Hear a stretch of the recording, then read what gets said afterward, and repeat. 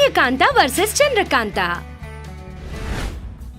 Magical ice cream. ಒಂದಿನ ಸೂರ್ಯಕಾಂತ ದೇವಸ್ಥಾನಕ್ ಹೋಗಿ ಮನೆಗ್ ಬರ್ತಿರೋವಾಗ ಸ್ಕೂಲ್ ಆಚೆ ಒಂದು ಬಡವ ಐಸ್ ಕ್ರೀಮ್ ಗಾಡಿ ಇಟ್ಕೊಂಡು ಐಸ್ ಕ್ರೀಮ್ ಮಾರ್ತಾ ಇದ್ದ. ಆ ವ್ಯಕ್ತಿ ಸ್ಕೂಲ್ ಮಕ್ಳತ್ರ ಎಷ್ಟು ಆಪ್ಯಾಯತೆಯಿಂದ ಮಾತಾಡ್ತಾ ಐಸ್ ಕ್ರೀಮ್ ಕೊಡ್ತಾ ಇದ್ದ. ಅಲ್ಲೇ ಇನ್ ಸ್ವಲ್ಪ ದೂರದಲ್ಲಿ ಒಂದ್ ಹುಡ್ಗ ನಿಂತ್ಕೊಂಡ್ ನೋಡ್ತಾ ಇದ್ದ. ಮಕ್ಳೆಲ್ಲಾರು ಐಸ್ ಕ್ರೀಮ್ ತಿಂತಾ ಇದ್ರೆ ಅವನ್ ಮಾತ್ರ ದೂರದಲ್ಲಿ ನಿಂತ್ಕೊಂಡು ಆಸೆಯಿಂದ ನೋಡ್ತಾ ಇದ್ದ. ಅದನ್ನ ಗಮನಿಸಿದ ಸೂರ್ಯಕಾಂತ, ಪಾಪ ಹುಡ್ಗ ದುಡ್ಡಿಲ್ವೇನೋ, ಅದಕ್ಕೆ ಐಸ್ ಕ್ರೀಮ್ ತಗೋದೆ ನೋಡ್ತಾ ಇದ್ದಾನೆ, ಹೋಗ್ಲಿ ಬಿಡು ನಾನ್ ತಗೊಡ್ತೀನಿ ಹಂಗಂತ ಅನ್ಕೊಂಡು ಆ ಹುಡ್ಗ ಹತ್ರ ಹೋಗ್ತಾ ಇರುವಾಗ್ಲೇ ಐಸ್ ಕ್ರೀಮ್ ಮಾರೋ ಅವರು ಆ ಹುಡ್ಗನ್ನ ನೋಡಿ, ಏನಪ್ಪ ಕತೆ, ಹಸುವಾಗ್ತಿದ್ಯಾ ಮಗು, ಬಾ ಐಸ್ ಕ್ರೀಮ್ ತಿನ್ನು. ಹಸುವಾಗ್ತಾ ಇದೆ, ಆದ್ರೆ ನನ್ನ ಹತ್ರ ದುಡ್ಡಿಲ್ಲ. ಪರವಾಗಿಲ್ಲ ಕಂದ, ಬಾ ನೀನು ಐಸ್ ಕ್ರೀಮ್ ತಿನ್ನು ಬಾ. ಆಮೇಲೆ ಆ ಹುಡ್ಗ ಐಸ್ ಕ್ರೀಮ್ ತಗೊಂಡು ಸಂತೋಷದಿಂದ ಅದನ್ನ ತಿಂತಾ ಇದ್ದ. ಆಗ ಐಸ್ ಕ್ರೀಮ್ ಮಾರೋರು ಆ ಹುಡ್ಗ ಹತ್ರ ಹೀಗೆ ಹೇಳ್ತಾರೆ, ನಿನ್ನ ಹೆಸರೇನಮ್ಮ? ನನ್ನ ಹೆಸರು ಭೀಮಾ. ಭೀಮನಾ? ತುಂಬಾ ಒಳ್ಳೆ ಹೆಸರು. ನನ್ನ ಹೆಸರು ರಾಮು. ಸರಿ ಆಯ್ತು, ನಿಮ್ಮ ಅಪ್ಪ ಅಮ್ಮ ಎಲ್ಲಿ? ನಮ್ಮ ಅಪ್ಪ ಅಮ್ಮ ತೀರ್ಕೊಂಡ್ರು ರೀ, ನನಗ್ ಯಾರು ಇಲ್ಲ. ಹೌದಾ ಕಂದ, ಸುಮ್ನಿರಮ್ಮ ಸುಮ್ನಿರು, ಅಳ್ಬೇಡ ಅಳ್ಬೇಡ. ಸರಿ ಆಯ್ತು, ನನ್ ಜೊತೆ ಇರ್ತೀಯಾ? ನನಗೂ ಯಾರೂ ಇಲ್ಲ, ನಿನ್ನನ್ನ ಚೆನ್ನಾಗ್ ನೋಡ್ಕೋತೀನಿ, ಚೆನ್ನಾಗ್ ಓದಿಸ್ತೀನಿ ಹಂಗಂತಾನೆ. ಅದಕ್ಕೆ ಭೀಮಾ ಸರಿ ಅಂತಾನೆ. ಇದೆಲ್ಲ ನೋಡಿದ ಸೂರ್ಯಕಾಂತ ಮನ್ಸಲ್ಲಿ, ಈ ಐಸ್ ಕ್ರೀಮ್ ಮಾರೋನು ತುಂಬಾ ಒಳ್ಳೆಯವನ್ ಅನ್ಸುತ್ತೆ, ಅಶ್ವಲಿರೋವನ್ನ ಕರೆದು ಐಸ್ ಕ್ರೀಮ್ ಕೊಟ್ಟ, ಯಾರು ಇಲ್ಲ ಅಂದಿದ್ದಕ್ಕೆ ನಾನೇ ನೋಡ್ಕೋತೀನಿ ಅಂತಿದ್ದಾನೆ. ಆದ್ರೆ ಅವ್ರನ್ನ ನೋಡ್ತಿದ್ರೆ ಅವ್ರ ಹತ್ರ ಸರಿಯಾಗಿ ದುಡ್ಡಿಲ್ಲ ಅನ್ಸುತ್ತೆ, ಅವರು ಹುಡ್ಗನ್ನ ಹೆಂಗ್ ಓದಿಸ್ತಾರೆ ಹಂಗಂತ ಮನ್ಸಲ್ಲಿ ಅನ್ಕೊಂಡು ಐಸ್ ಕ್ರೀಮ್ ಮಾರೋವನ ಹತ್ರ ಹೋಗ್ತಾಳೆ. ನೋಡಪ್ಪ, ಅವಾಗ್ಲಿಂದ ನಿಮ್ಮನ್ನ ನೋಡ್ತಾ ಇದ್ದೀನಿ, ಹಿಂಗ್ ಕೇಳ್ತಾ ಇದ್ದೀನಿ ಅಂತ ತಪ್ಪು ತಿಳ್ಕೊಬೇಡ. ನಿನ್ನ ನೋಡಿದ್ರೆ ನಿನ್ನ ಹತ್ರನೇ ತುಂಬಾ ದುಡ್ಡಿಲ್ಲ ಅನ್ಸ್ತದೆ, ಆದ್ರೆ ಹುಡ್ಗನ್ನ ಹೆಂಗ್ ಓದಿಸ್ತೀಯಾ, ಹೆಂಗ್ ನೋಡ್ಕೋತೀಯಾ?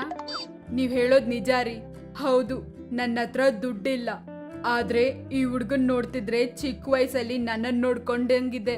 ನಾನು ಚಿಕ್ಕವನಿದ್ದಾಗ ಹಿಂಗೆ ಎಷ್ಟೋ ಕಷ್ಟಪಟ್ಟೆ, ಅನಾದಿಯಾಗಿ ಬೆಳ್ದೆ. ಈಗ ಈ ಹುಡ್ಗನ್ಗೆ ಏನು ಕಷ್ಟ ಬರ್ದೆ ಬೆಳ್ಸನ ಅನ್ಕೋತಿದ್ದೀನಿ, ಚೆನ್ನಾಗ್ ಓದಿಸ್ತೀನಿ, ನನ್ ಮಗನ್ ತರ ನೋಡ್ಕೋತೀನಿ ಹಂಗಂತಾನೆ. ಅದನ್ ಕೇಳಿದ್ ಸೂರ್ಯಕಾಂತಾಗೆ ರಾಮು ಹೆಸರಿಗೆ ತಕ್ಕಂಗೆ ತುಂಬಾ ಒಳ್ಳೆಯವನು ಅಂತ ಅನ್ಕೊಂಡು ರಾಮು ಹತ್ರ, ಅಬ್ಬಾ ಇಷ್ಟ ಅದೇ ಮಗನೆ, ನೀನು 100 ವರ್ಷ ಚೆನ್ನಾಗಿರ್ಬೇಕು. ನೋಡು ಮಗನೆ, ಅವನ್ ನಿನ್ಗೆ ಮಗನ್ ತರ ಆದ್ರೆ ನಾನ್ ನಿನ್ಗೆ ತಾಯಿ ತರ. ನಿನ್ಗೆ ಏನ್ ಕಷ್ಟ ಬಂದ್ರು ಏನು ಯೋಚನೆ ಮಾಡ್ದೆ ನೀನ್ ಬಂದು ನನ್ನನ್ ಕೇಳ್ಬೇಕು ಹಂಗಂತಾಳೆ. ಅದಕ್ಕೆ ರಾಮು ಸರಿ ಅಂತ ತಲೆ ಅಲ್ಲಾಡಿಸ್ತಾನೆ. ಹಂಗೆ ರಾಮು ಭೀಮಾನ ಸ್ಕೂಲಲ್ಲಿ ಸೇರಿಸ್ತಾನೆ, ಚೆನ್ನಾಗ್ ನೋಡ್ಕೊತಾನೆ. ಭೀಮಾಗೋಸ್ಕರ ರಾಮ ಇನ್ನ ಕಷ್ಟ ಪಡ್ತಾ ತುಂಬಾ ಚೆನ್ನಾಗ್ ಸಂಪಾದನೆ ಮಾಡ್ತಿದ್ದ. ಅವರಿಬ್ರು ಎಷ್ಟೋ ಸಂತೋಷದಿಂದ ಇದ್ರು. ಅವಾಗವಾಗ ಸೂರ್ಯಕಾಂತ ಆ ಕಡೆ ಹೋಗ್ತಾ ಅವ್ರ ಹ್ಯಾಪಿಯಾಗಿರೋದ್ ನೋಡಿ ಎಷ್ಟೋ ಸಂತೋಷ ಪಡ್ತಿದ್ಲು. ಒಂದ್ಸಲ ಸೂರ್ಯಕಾಂತ ಆ ಕಡೆ ಹೋಗ್ತಿರುವಾಗ ಅದು ನೋಡಿ ಸೂರ್ಯಕಾಂತಂಗೆ ತುಂಬಾ ಆಶ್ಚರ್ಯ ಆಗತ್ತೆ. ಮನ್ಸಲ್ಲಿ ಏನ್ ಇವ್ರು ಏನ್ ಮಾಡ್ತಿದ್ದಾರೆ ಹಂಗಂತ ಯೋಚನೆ ಮಾಡ್ತಿರುವಾಗ ಭೀಮಾ ಬಂದು ಹೋಗೋರ ಹತ್ರ ಭಿಕ್ಷೆ ಬೇಡೋದನ್ನ ನೋಡ್ತಾಳೆ. ದುಡ್ಡು ಕೇಳ್ತಾ ಇರೋದ್ ನೋಡಿ ಸೂರ್ಯಕಾಂತಂಗೆ ತುಂಬಾನೇ ಆಶ್ಚರ್ಯ ಆಗುತ್ತೆ.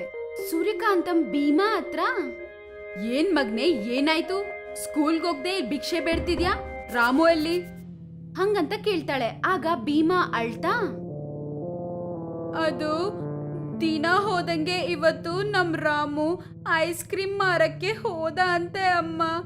ಅಲ್ಲಿ ಸ್ವಲ್ಪ ಜನ ರೌಡಿ ಅವ್ರನ್ನ ಮಾಮೂಲಿ ಕೇಳಿದ್ರಂತೆ. ಪಾಪ ರಾಮು ₹1 ಕೂಡಾಕಿ ನನ್ಗೋಸ್ಕರ ಓದಿಸ್ತಿದ್ದಾರೆ. ಅಂತದ್ರಲ್ಲಿ ಅವತ್ ಬಂದಿದ ಆದಾಯ ಅಲ್ಲ ಅವ್ರಿಗೆ ಹೆಂಗ್ ಕೊಟ್ಬಿಡ್ತಾನೆ. ಕೊಡಲ್ಲ ಅಂತ ಗಟ್ಟಿಯಾಗಿ ಹೇಳಿದ್ದಕ್ಕೆ ರಾಮುನ ಚೆನ್ನಾಗಿ ಹೊಡೆದು ಐಸ್ ಕ್ರೀಮ್ ಗಾಡಿನ ಹೊಡೆದಾಕಿದಾರಮ್ಮ. ಪಾಪ ರಾಮು ನೋವಿಂದ ಕಷ್ಟ ಪಡ್ತಿದ್ರೆ ಔಷಧಿ ತರಕ್ಕೆ ದುಡ್ಡಿಲ್ದೆ ಎಲ್ಲರ ಹತ್ರ ಹಿಂಗ್ ಭಿಕ್ಷೆ ಬೇಡ್ತಿದ್ದೀನಮ್ಮ ಹಂಗಂತ ಹೇಳ್ತಾನೆ. ಅದನ್ನ ನೋಡಿದ ಸೂರ್ಯಕಾಂತಾಗೆ ರಾಮ ಭೀಮಾನ ನೋಡಿ ತುಂಬಾ ನೋವಾಗುತ್ತೆ. ಅವರ ಪ್ರೇಮಾನುರಾಗ ನೋಡಿ ಆಸೆ ಆಗುತ್ತೆ. ಆ ರೌಡಿಗಳ ಮೇಲೆ ಕೋಪ ಬರುತ್ತೆ.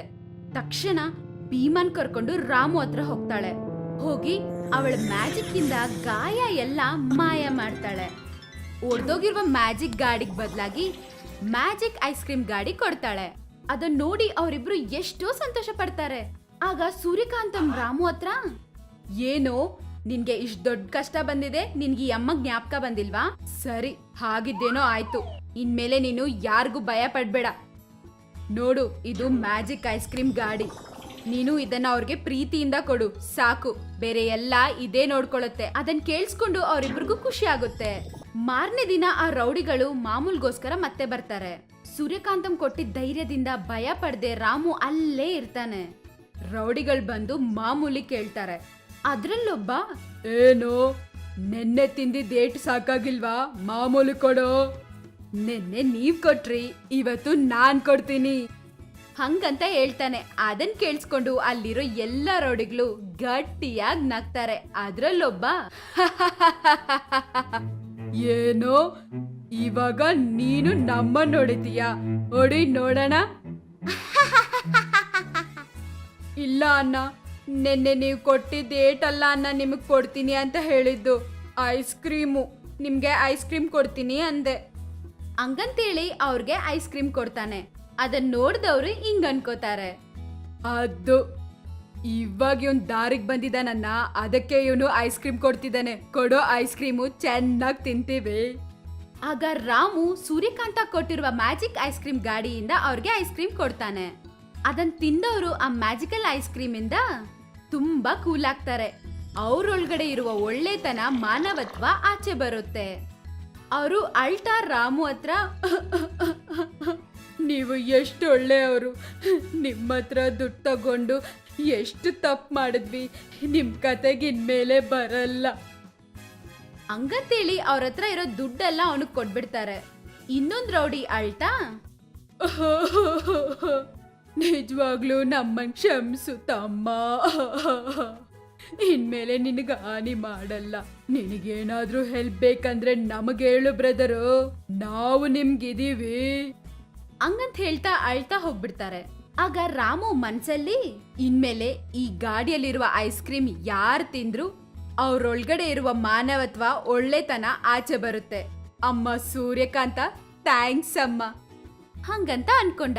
ಹಂಗೆ ಅವತ್ತಿಂದ ಯಾರಾದ್ರೂ ರಾಮುಗೆ ತೊಂದ್ರೆ ಕೊಡಕ್ ಬಂದ್ರೆ ಈ ಐಸ್ ಕ್ರೀಮ್ ಕೊಡ್ತಿದ್ದ. ಅವಾಗ ಅವ್ರು ಹೆಲ್ಪ್ ಮಾಡ್ಬಿಟ್ಟು ಹೋಗ್ತಿದ್ರು, ತೊಂದ್ರೆ ಮಾತ್ರ ಕೊಡ್ತಿಲ್ಲ. ಹಂಗೆ ರಾಮು ಮತ್ತೆ ಭೀಮಾ ಏನ್ ಕಷ್ಟ ಇಲ್ದೆ ಹ್ಯಾಪಿಯಾಗಿದ್ದಾರೆ. ಈ ಎಪಿಸೋಡ್ ಕೂಡ ನಿಮಗೆ ತುಂಬಾ ನಗುವನ್ನು ತಂದಿದೆ ಅಂತ ನಾವು ನಂಬ್ತೀವಿ. ಮತ್ ಯಾಕೆ ಯೋಚನೆ